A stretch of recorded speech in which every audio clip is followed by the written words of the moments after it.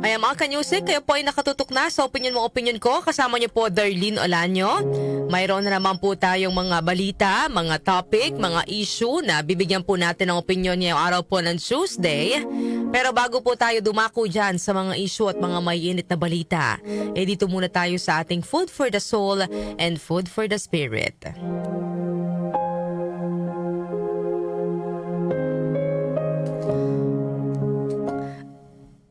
Isang araw, isang lalaki po ang nagpunta sa flower shop para umorder ng bulaklak na ipadi-deliver niya sa kanyang nanay na nakatira 200 milya ang layo. Sa pagbaba niya sa kanyang sasakyan ay may nakita siyang isang batang babae na nakaupo sa gilid ng flower shop at umiiyak. Nilapitan niya ang bata at tinanong niya kung bakit umiiyak ang bata, Sumagot naman ang bata. Sabi ng bata, gusto ko po sanang bilhan ng bulaklak ang nanay ko. Pero kulang po yung pera ko. Napangiti naman ng lalaki sa sagot ng bata at sinabing, sige, sumama ka sa akin. Bibilhan natin ng bulaklak ang nanay mo. Nang nasa loob na sila, ay binilhan nga po ng lalaki ng bulaklak ang bata at umorder na rin po siya ng bulaklak para sa kanyang ina at ibinigay ang address kung saan ito ipapadeliver.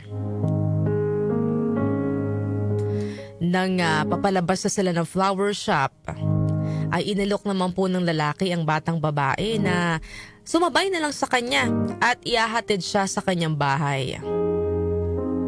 Tuwang-tuwa naman po ang bata at sinabing ihatid na lang siya kung nasaan ang kanyang ina.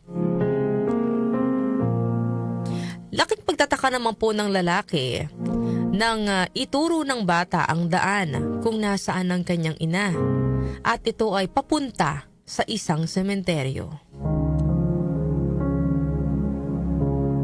Bumaba po ang bata at saka inilagay ang rosas sa isang puntod. Matapos po ito, ay dali-dali namang bumalik ang lalaki sa flower shop. Kinansel nito ang kanyang order na delivery na bulaklak para sa kanyang ina. At sa halip ay bumili ito ng bouquet at saka nagmaneho papunta sa bahay ng kanyang ina.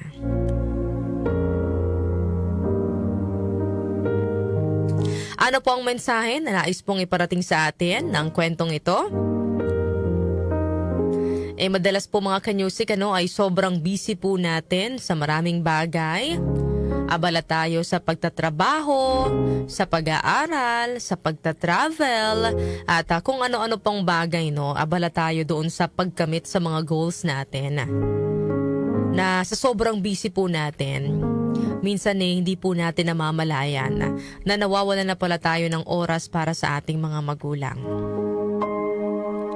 Yan, tanong po natin, kailan huling nating nadalaw ang ating mga nanay at tatay? Kailan nyo po ba sila huling nakamusta? Kung hindi man kayang madalaw, at least matawagan o kaya video call man sana para makamusta natin. Ano po?